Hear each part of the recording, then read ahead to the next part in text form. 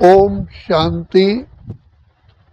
भाग्य विधाता भगवान इस सृष्टि पर आते हैं तो हम सभी आत्माओं का, जो हम भगवान पिता परमात्मा के लाडले अति सिकीरधे बच्चे हैं, पिता परमात्मा हमारा भाग्य इतना ऊंचा बनाते हैं कि पाताल लोक में गिरी हुई आत्मा को महान आत्मा, पुण्य आत्मा, देव आत्मा बनाते हैं।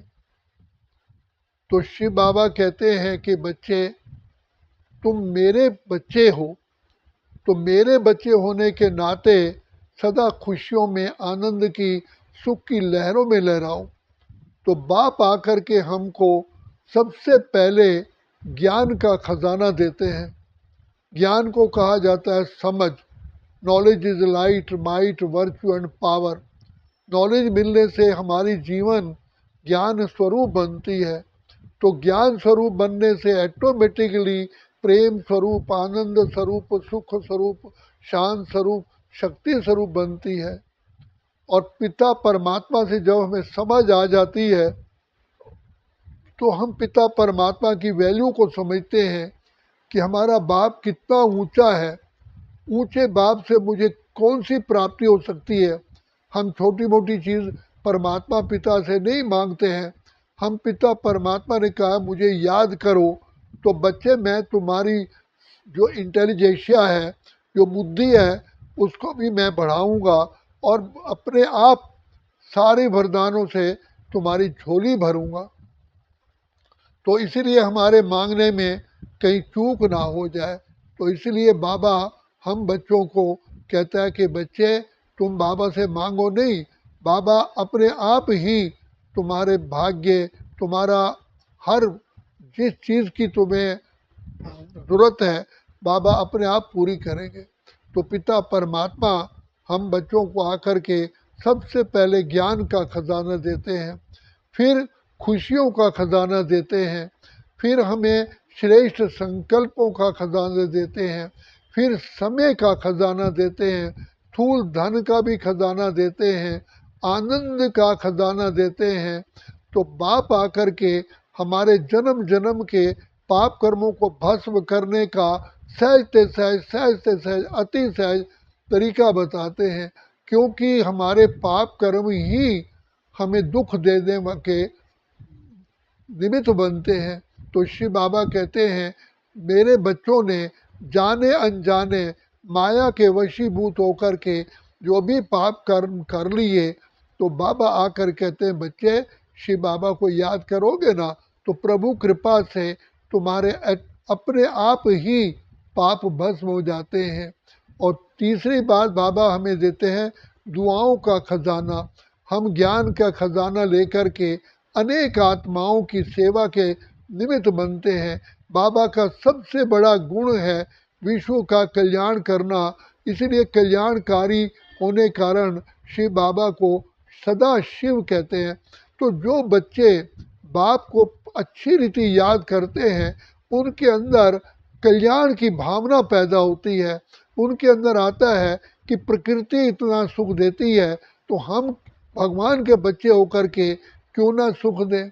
वो अपनी जीवन सर्व आत्माओं के लिए न्यौछावर करते हैं। उनके बुद्धि में रहता है तरुवर फल नहीं खात है, नदी न संचय नीर, परमारथ के कारणे साधुन धरा शरीर। शिव बाबा को याद करने से एक तो हमारे जन्म जन्म के पाप भस्म होते हैं, दूसरा पुण्य का खाता जमा होता है, तीसरा हम सारे विश्व में श्रेष्ठ श्रेष्ठ वाइब्रेशंस फैलाते हैं। जैसे सूर्य प्रकट होता है तो सारे संसार में रोशनी हो जाती है। ऐसे पिता परमात्मा को याद करने से हमारे पवित्र आचार, विचार, व्यवहार, परमार्थ होता है और हमारे से श्रेष्ठ श्रेष्ठ वाइब्रेशंस प्रकट होते हैं, जिससे प्रकृति भी सत्व प्रधान बन जाती है। तो बाप आकर के कहते हैं बच्चे तुम आत्माओं को जो बेचारे नयनहीन है, जैसे किसी अंधे को कोई कारोबार सिखा दो तो युग युगांतर के लिए वो आपको दुआएं देगा। तो हम आत्माएं जितनी आत्माओं की सेवा करते हैं, उन आत्माओं को परिचय देते हैं, अपने घर की पहचान देते हैं और बुराइयों की पहचान देते हैं। वास्तव में दुश्मन हमारे कौन है और दुश्मन के आने का कारण क्या है, इसका निवारण क्या है, और हम अपने सच्चे पिता शिव बाबा की पहचान देते हैं, जो वो शिव बाबा को याद करके जन्म जन्म के लिए अपने भंडारे भरपूर कर देते हैं। तो उनकी जो दुआएं मिलती हैं वो तो उनका तो कोई हम मूल्य ही आंकन नहीं कर सकते। तो बाबा कहते हैं बच्चे, मैंने तुम बच्चों को ऐसा पुण्य का खाता जमा करने के लिए ज्ञान का खजाना दिया है। ज्ञान एक औषधि भी है। जैसे किसी व्यक्ति को कोई बीमारी के लिए औषधि दी जाती है, तो ज्ञान से लाखों लोगों की हम टेंशन दूर करते हैं, हम उनके घर परिवार को सुखी बना देते हैं, बुराइयों से बचने का सबसे आसान तरीका बता देते हैं, पिता परमात्मा की छत्र छाया में आने का रास्ता बता देते हैं। तो ये बाबा कहते हैं बच्चे, ये सबसे बड़ा पुण्य का काम है। तीसरी बात यह है, जो हमारे मंदिरों में भक्तजन पुकार रहे, प्रभु देवताओं, हमारे इष्ट देवों, हमें शांति दो, सुख दो, हमारी जीवन नीरस हो चुकी है, जीवन में रस लाओ। तो जब हम शिव बाबा की याद में वाइब्रेशन फैलाते हैं तो ऑटोमेटिकली जैसे बादल के द्वारा समुद्र का पानी बादल के द्वारा संसार के कोने कोने में जल पहुंचाता है, इसी प्रकार हमारे श्रेष्ठ वाइब्रेशन आत्माओं को शीतलता का, आनंद का, सुख का जल पहुंचाते हैं। तो ये कितनी बड़ी गुप्त सेवा है। तो बाप ने आकर के हमको घर बैठे ये सेवा बता दी, बच्चे तुम सारे विश्व के कल्याण के लिए तुम्हारा जन्म हुआ है, तुम मेरे लाडले बच्चे हो, मेरे मीठे बच्चे हो। और जितना हम सोचते हैं कि मैं पवित्र आत्मा हूँ, श्रेष्ठ आत्मा हूँ, महान आत्मा हूँ, देव आत्मा हूँ, पूज्य आत्मा हूँ, जितना हम इसकी अनुभूति में आते हैं, रियलाइजेशन में आते हैं, ऑटोमेटिकली हमारे इस संसार में प्रकंपन फैलते हैं और अनेक आत्माओं को सुख की लहरें मिलती हैं। जैसे सुख की आवाज़ मिलती है, सुख शांति उनके जैसे शीतलता की वायु जाती है। तो जहाँ गर्म देश होता है, गर्म जगह होती है, तो कहते भाई कहीं बारिश हुई है, तो जहाँ शीतल वायु आ रही है। इसी प्रकार हमारे श्रेष्ठ प्रकंपन अनेक आत्माओं की विकारों की अग्नि को शांत करते हैं, दुखी आत्माओं को सुख देते हैं। तो जैसे पंखा हवा नहीं होती है तो पंखा चला करके हवा दी जाती है, इसी प्रकार हमारा योग बल और ज्ञान का बल, पवित्रता का बल और हमारे श्रेष्ठ भावनाओं का बल उन आत्माओं को घर बैठे ही उनको ये जैसे खुराक मिल जाती है। तो बाबा कहते हैं कि बच्चे, तुम्हारा पवित्र सोचने से ही वायुमंडल पवित्र हो जाता है। तो ऐसा देखा गया है, जब हम योग लगाते हैं तो सूखे पेड़ भी हरे हो जाते हैं। तो शिव बाबा कहते हैं बच्चे, मैंने तुम बच्चों को कितना बड़ा खजाना दिया है, तुम जहाँ जहाँ भी जाते हो तुम्हारे श्रेष्ठ वाइब्रेशन से वो जगह फर्टाइल हो जाती है, उपजाऊ हो जाती है। जहाँ ना उम्मीद हो वहाँ उम्मीद का सितारा जग जाता है। तो बाप कहते हैं बच्चे, तुम पुण्य आत्मा, श्रेष्ठ आत्मा, देव आत्मा, पवित्र आत्मा, धर्म आत्मा हो, धर्म का काम करते हो। तो हमारा धर्म ही है शांति और पवित्रता। तो बाबा आकर के जितना हम बच्चों को जहाँ भी हम बैठते हैं ऑटोमेटिकली वहाँ का वायुमंडल चेंज हो जाता है। हम संसार का वातावरण बदलने वाली श्रेष्ठ आत्माएं, पुण्य आत्माएं बन जाते हैं। तो बाबा कहते हैं बच्चे, मैंने तुम्हारे श्वास श्वास से कमाई का खजाना जमा कराता हूँ, जो तुम युग युग तक सुखी रहते हो, खुशियों की लहरों में लहराते हो। और सबसे लास्ट बात कि बाप ने हमको ऐसा रास्ता बताया जो हम पाप कर्म से बच करके बल्कि पुण्य का काम करते हैं। तो ये माया पांच विकार पर हमारी विजय होती है।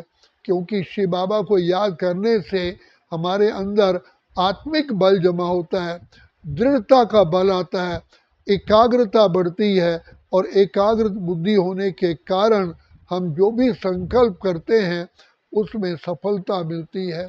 तो बाबा कहते हैं बच्चे, तुम बाबा की छत्र छाया में आकर के सदा के लिए खुशहाल बन जाते हो, तो वहाँ रे मेरा भाग्य, वहाँ मेरा बाबा, वहाँ मेरा ड्रामा, वहाँ रे मैं। तो ऐसा पिता हमको मिला जो हमारे पाँव से नाखून से लेके सिर की चोटी तक हमको खुशहाल कर देते हैं, माला माल करते हैं। हम कितने खुश नसीब हैं।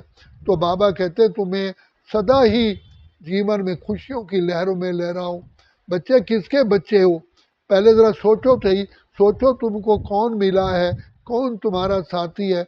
बच्चे विश्वास रखो, जितना बाबा को याद करते हो ऑटोमेटिकली सारी की सारी विपदाएं दूर हो जाती हैं। शिव से योग लगा सारे रोग मिटा। तो ये निश्चय चाहिए, जितना निश्चय बाबा पर होता है, बाबा को याद करने से अनंत हमें प्राप्तियां होती हैं जिसका हम मूल्य नहीं लगा सकते हैं। तो भगवान मिला, भगवान मिला माना हर प्रकार के हमें खजाने मिल गए, सुख मिला, शांति मिली, आनंद मिला, खुशी मिली, सारे वरदान ही मिल गए। तो बाप कहते हैं तुम्हारी जीवन श्रेष्ठ श्रेष्ठ बन जाती है, तुम श्रेष्ठ आत्मा, पुण्य आत्मा, देव आत्मा, महान आत्मा बन जाते हो। 2 युगों तक तुम स्वर्ग में आनंद की लहरों में लहराते हो और 2 युगों तक तुम्हारी ही मूर्तियों से भक्त जन वरदानों से झोली भरते हैं। तुम इतनी ऊंच आत्माएं हो। और संगम युग पर भी पिता परमात्मा की छत्र छाया में आने कारण जो संसार का महान से महान, ऊंच से ऊंच सुख है, खुशी है, वो तुम बच्चे ही प्राप्त करते हो। क्योंकि भगवान पिता परमात्मा सागर भंडार और दाता की छत्र छाया में आना माना जीवन को श्रेष्ठ श्रेष्ठ, महान से महान, ऊंच से ऊंच बनाना। तो बाबा कहते हैं इसलिए तुम वर्तमान समय ब्राह्मण कुलभूषण, स्वदर्शन चक्रधारी, त्रिनेत्री, त्रिकालदर्शी, मास्टर शांति सागर, मास्टर प्रेम सागर बन जाते हो। तो बाप ने सारी की सारी प्रॉपर्टी हमें संगम युग पर विल करते हैं, जो हम सारे कल्प खुशियों में नाचते हैं। तो बाबा कहते हैं तुम्हारी खुशी इतनी बढ़ जाती है कि तुम्हारा जीवन में कभी बुढ़ापा नहीं आता। इसलिए देखो 2 युग तक तुम स्व इच्छा से शरीर छोड़ते हो, वहाँ कोई रोग नहीं, खांसी नहीं, जुकाम नहीं, कुछ भी नहीं, बिल्कुल निरोगी काया होती है, दुख का नाम निशान ही नहीं। और वहाँ 5 विकार नहीं। तो जहाँ पर कोई परेशानी हो, या कोर्ट हो, या पुलिस हो, या आर्मी हो, यहाँ कोई ऐसी हॉस्पिटल नहीं जहाँ कोई बीमारी नहीं होती। तो भगवान भाग्य विधाता वर्तमान समय हमारे रोम रोम को भरपूर करने के लिए आ चुके हैं। इसीलिए बाबा कहते हैं बच्चे पहचानो अपने आप को, पहचानो समय को। यही समय है विधाता से वरदानों से झोली भरने का। अगर अभी नहीं तो फिर कभी भी नहीं। जैसे बैंक समय पर खुलता है, उस आप बैंक से अपना कैश निकाल सकते हो, बैंक का समय पूरा हुआ बंद। तो इस समय पर श्रेष्ठ कर्म करने का, श्रेष्ठ बनने का ये बैंक खुला है। एक का पदम गुना बाप देने के लिए है। इसलिए हम पद्मा पदम पति, पद्मा पदम सौभाग्यशाली बनते हैं। तो इसलिए बाबा कहते हैं बच्चे, मैं जब इस ऋषि पर आता हूँ तो कोटों में कोई आत्माएं पहचानती हैं और तुम उनमें से एक हो। तुम्हें कितनी खुशी होनी चाहिए कि बाबा आपने कमाल कर दिया, मेरा सारा जीवन आपने खुशहाल कर दिया। हम तो थे उलझन में, मार्ग दिखाया आपने, पिंजरे के पंछी को दिया आकाश आपने। आपने तो मुझे जब मेरा दीप जला दिया। तो सचमुच हम दीप राजा की दीप रानियाँ हैं। तो युगों युगों तक हमारा दीपक जला रहता है, हमारे दीपक जलाने की ज़रूरत ही नहीं रहती है। तो बाबा कहते हैं बच्चे यही जागने का समय है। इसलिए पालो प्रभु से प्यार, यही समय है पाने का, नहीं तो फिर समय बीत जाने के बाद फिर पश्चाताप के सिवा कुछ रहता नहीं। तो इसलिए जागो, जागो और अनेक आत्माओं को जगाने के निमित्त बनो। प्रकृति भी तुम्हारा इंतज़ार कर रही है कि कहाँ इष्ट देव आए, मेरा भी कल्याण हो जाए। तो हम शिव बाबा को याद जैसा करते हैं तो प्रकृति भी सत्व प्रधान बन जाती है। तो हम खुद भी सत्व प्रधान बनते, प्रकृति भी सत्व प्रधान बनती, और करोड़ों आत्माओं को हमारे से सत्व प्रधान बनने की प्रेरणा मिलती है, दीप जग जाते। अच्छा, ओम शांति, ओम शांति, ओम शांति।